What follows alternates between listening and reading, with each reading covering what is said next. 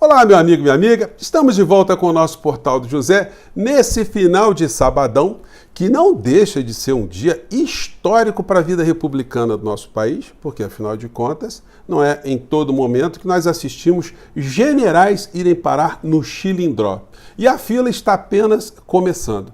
Uma situação que está revelando esse episódio da prisão de Braga Neto e de outras figuras que já foram presas é a coragem que simplesmente desapareceu desse campo da extrema-direita bolsonarista aqui no nosso país, a levarmos em consideração que a figura principal desse movimento, algum tempo atrás, ficava em praça pública desafiando o ministro Alexandre de Moraes, que dizia para ele que não mais acataria nenhuma ordem, que estava na hora dele pegar o boné e ir embora, dele se redimir, que ele tinha que arquivar todos os inquéritos e soltar os presos políticos, etc, etc, etc. E deixe de ser canalha, era o que ele dizia. Aonde está aquela figura destemida? Deve estar agora debaixo de uma cama, se tremendo todo, agarrado com seus filhotes, ou até com uma rataria, que é como essas figuras se autoproclamavam, conforme a Polícia Federal revelou para a gente. Eu vou conversar com vocês sobre alguns aspectos jurídicos, vamos esclarecer algumas situações aqui, e também vamos falar de outros assuntos relacionados a essa história toda e como é que isso está impactando dentro das Forças Armadas.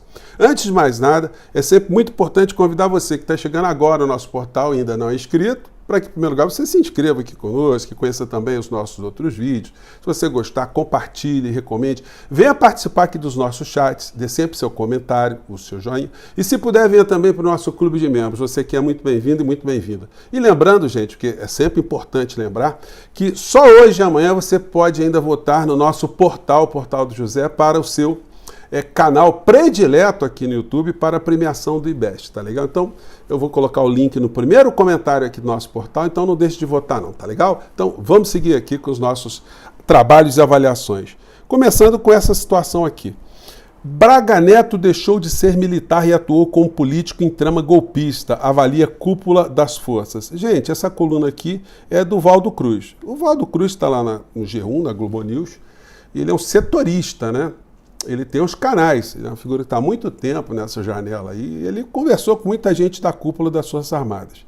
E a leitura geral é a seguinte, que Braga Neto deixou de ser um militar, cumprindo todos os ditames da disciplina militar, para se converter no puxa-saco, numa espécie de assessor de golpista de baixo nível, fazendo política rasteira dentro do PL, junto com Valdemar da Costa Neto, que passou a liderar essas figuras todas. Alguém que foi condenado por ladroagem de dinheiro público passou a ser o líder partidário dessas criaturas. Então, que Braga Neto não conte com nenhum tipo de solidariedade dentro das Forças Armadas, que, muito pelo contrário, segundo a matéria de Valdo Cruz, está com uma expectativa de que os inquéritos terminem logo, que as ações penais sejam propostas pelo senhor Paulo Gonet e que haja um veredito para essa história toda ser passada a limpa e não se discutir mais nenhum tipo de inserção dentro das Forças Armadas de golpistas, de maus elementos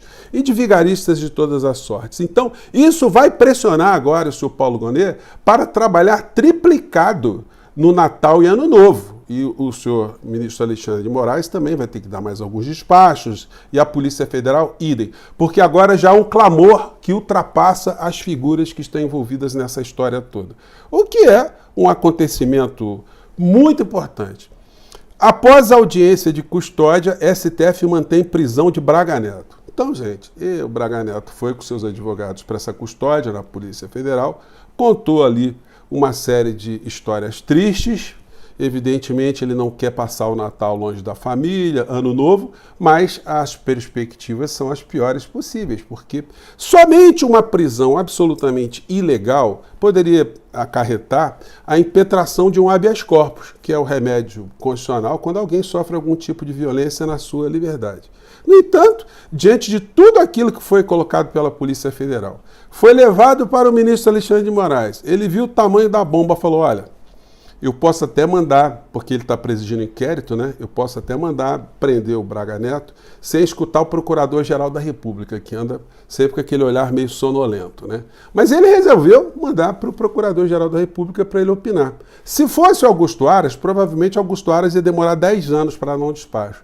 Mas o Paulo Gonet deu um despacho instantâneo, reconhecendo que os elementos para a condução da criatura até a penitenciária mais próxima, no caso o Braga Neto, estavam todos preenchidos, os requisitos estavam preenchidos.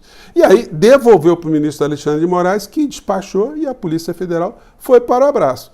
Essa gente esperou o impacto está vindo e agora não tem para onde correr. Então o senhor Braga Neto ele começa a ver que está ficando solitário no meio dessa história. O Bolsonaro, gente, não está dando um pio. Aí eu pergunto para vocês, se você, em algum lugar do mundo, você se depara com alguma injustiça, você fica parado?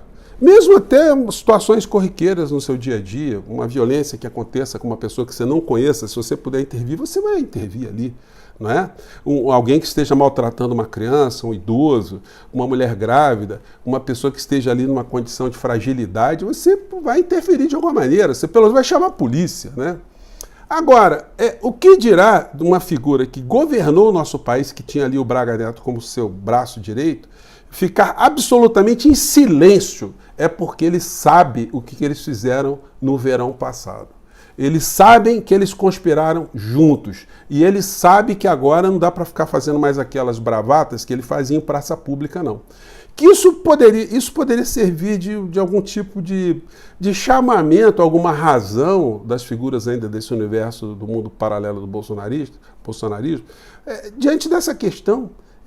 O comportamento de alguém que está vendo um companheiro ir para a cadeia, ficar absolutamente em silêncio, mesmo que isso custasse alguma coisa para ele, por uma questão de honra, de hombridade, de caráter, era necessário que ele se colocasse. É assim que se faz, assim que fazem as lideranças do mundo, né? No entanto, não, a criatura está covardada, está se tremendo de medo. É isso que está acontecendo. Nós vamos acompanhar os próximos capítulos. O que ele publicou agora? Ex-presidente do BNDES mostra como o banco foi administrado, como foi todo o governo Jair Bolsonaro. Tá de sacanagem, né? Covarde, né? Assim que a gente tem que falar, né, gente? O Braga Neto estava certamente esperando alguma coisa, né? Mas se ele esperou alguma coisa do Bolsonaro e do clã, ele foi uma pessoa iludida, porque as costas já estão viradas para essa criatura. Ele vai ficar ali, com certeza, gente, dificilmente vai passar o Natal, Ano Novo. Vai receber o peru, o panetone, vai lá na marmitinha, uma marmitinha para ele lá onde ele estiver preso, né? E junto com os outros caveiras, né, das Forças Armadas. Então a gente vai ter mais desdobramentos sobre essa história, mas fica registrado aí, né, que se Bolsonaro sumiu, a coragem dele já tinha sumido há muito tempo. Será que ele já teve coragem algum dia, né? Então, se você conhece algum bolsonarista, meu canal está sendo visto por alguém agora, desse universo, fica o desafio. Você acha mesmo que o Bolsonaro tem um pingo de coragem para fazer alguma coisa? Vai desafiar o ministro Alexandre de Moraes? Bom, vamos esperar, né? Ou ele vai querer arriscar o Natal, Ano Novo e uma boa temporada. Eu acho que ele está agora pensando numa estratégia de fuga, como eu tenho falado para vocês aqui. Mas essa gente está toda monitorada. Bom, daí a gente chega numa outra criatura que atrapalhou, no meu entendimento, o futuro processual do Bolsonaro, que é o ministro André Mendonça. Gente, uma situação infame, 9-1, porque a defesa de Bolsonaro arguiu que o ministro Alexandre de Moraes seria impedido ou suspeito. Só que já explicamos várias vezes aqui no nosso portal que o impedimento ou a suspeição são causas que devem ser pré-existentes ao processo. Depois que o processo inicia, você não pode invocar que o juiz é malvadão, que o juiz não gosta de você, que era seu inimigo, que é o que o bolsonarismo, que os advogados de Bolsonaro fizeram. Agora, o voto do André Mendonça é a coisa mais infame do ponto de vista jurídico que eu já vi na face da Terra. De uma forma assim descarada, do tipo assim, olha, eu não quero nem saber o que vai acontecer com a minha reputação. Eu vou escrever aqui, só para o Bolsonaro ficar feliz ali, eu vou escrever qualquer patifaria, né? Porque é assim que a gente tem que classificar, me desculpem, tá, gente? Porque, em primeiro lugar, é o seguinte, esse troço nasceu todo errado, essa arguição da defesa do Bolsonaro, porque você só alega suspeição e impedimento, em regra, ao juiz, alguém que é julgador, alguém que vai decidir. No caso presente, o ministro Alexandre de Moraes, ele não decide sozinho. A decisão virá quando tiver uma ação criminal promovida pelo Procurador-Geral da República, em que todos os magistrados julgarão ou não. Eventualmente, o ministro Alexandre de Moraes pode, numa situação aqui ou acolá, ele até se abster de fazer a votação. Mas, nesse momento, ele está conduzindo o inquérito numa condição análoga a um delegado que preside o inquérito, um delegado da Polícia Civil ou da Polícia Federal. E os delegados, segundo o artigo 107 do Código de Processo Penal, eles não estão sujeitos à arguição de impedimento ou suspeição.